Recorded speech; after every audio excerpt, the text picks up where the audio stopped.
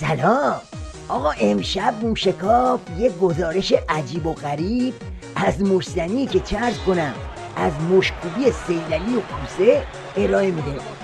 پس پریشب علی گدا یه مشت ناقص حواله فک کوسه و شیخ پری کرد. این کسانی که سعی میکنن اهمیت استقلال یک ملت را به عنوان جهانی شدن و حل شدن و نمیدونم منطبق شدن با جامعه جهانی از بین ببرن و کمرنگ کنن، مقاله می نویسن، حرف میزنن، اینا هیچ خدمتی نمی کنن به این کشور.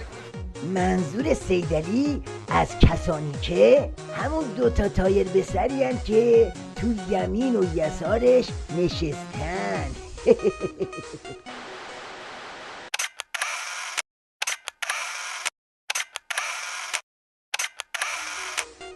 این ضربه سیدعلی به 2 روز نکشید که از یمین و یسار برگشت تو سر صورت خودش.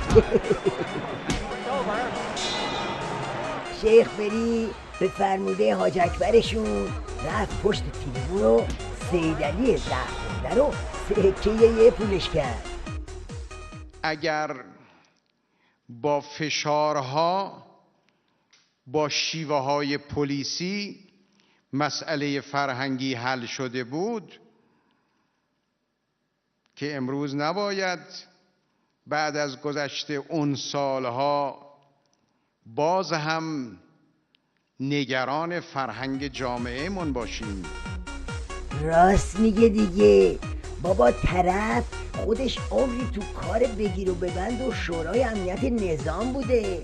میگه سیدعلی کله خر جواب نداره، میزنن با فور توب و قلک ما رو با هم میترکونن. حالا باقیشو گوش کنی. امروز فرهنگ در اختیار کیست؟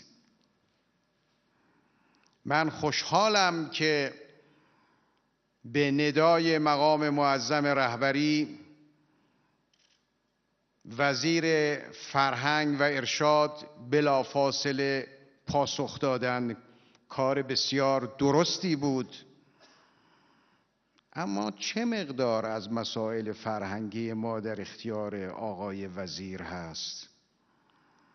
چه مقدار بودجه فرهنگی در اختیار بخش‌های فرهنگی دولتی است؟ در اختیار مراکز دیگری است که از بودجه عمومی بهره برداری و استفاده می‌کنند. نیازی به نام بردن اونها نیست. اگر با این حرف‌ها فرهنگ درست می‌شد، میبایست همه امروز اظهار رضایت می‌کردیم.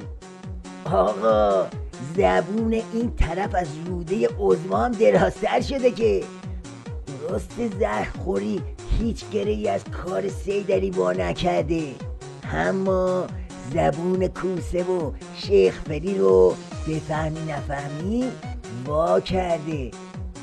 اینم یه جفتک کوسه نشان به سمت دک و پوز کیهان ولایت. چرا برخی از مطبوعات دارای دژ پولادین هستند؟ هیچ کس جرأت نمی‌کنه به اونها نزدیک بشه، نه قوه اجراییش نه قوه قضاییش. بالاتر از دژ پولادین خود را قیم میپندارند.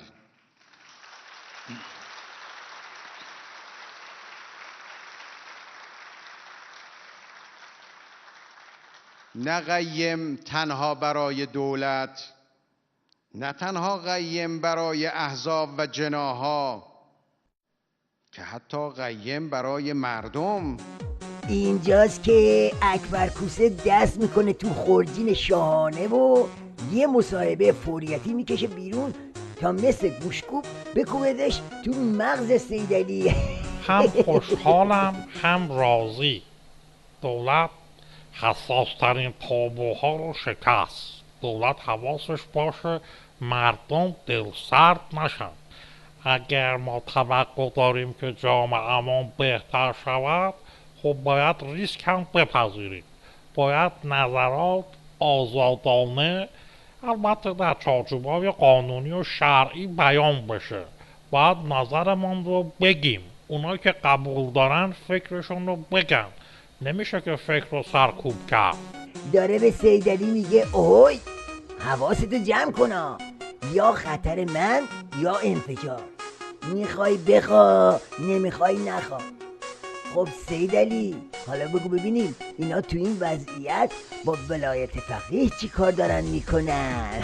جگر طرف رو از سینه‌اش در میارن و جلو دوربین تلویزیون ها گاز میزنن. جگر طرف رو از سینه‌اش در میارن و جلو دوربین تلویزیون ها گاز میزنن. بله، وقتی زهر تا جیگر طرف رفته باشه آخر و عاقبتش همین میشه. اینجاست که سیدعلی رو به کوسه و جماعت جام زهری شروع میکنه به خوندن که الهی روزی برسه تو آتش کینه من بسوزی یا خاک سر بشی، جونت آخر میگیرم کاری میکنم که دیگه مثل خودم دیوونشی.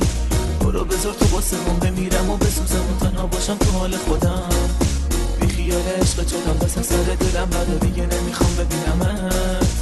الهی روزی برسه تو آتش کینه من بسوزی یا خاک سر بشی، جونت آخر میگیرم کاری میکنم که دیگه مثل خودم دیوونشی. برو بذار تو واسه من بمیرم و بسوزم و تنها باشم تو حال خودم، بی خیال عشق چودم بس سر دلم بعد دیگه نمیخوام ببینمت.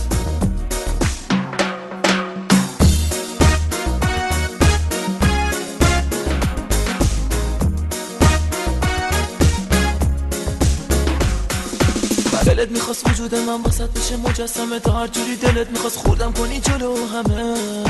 دیوونگی عادتت بیمرامی تو خونته، میخوام بذارمت کناری قسمم به جونته. الهی روزی برسه تو آتش کینه من بسوزی یا خاک سر بشی، جونت آخر میگیرم کاری میکنم که دیگه مثل خودم دیوونشی. برو بذار تو واسه من بمیرم و بسوزم و تنها باشم تو حال خودم، بی خیال عشق جدم بس سر دلم بعد دیگه نمیخوام ببینم.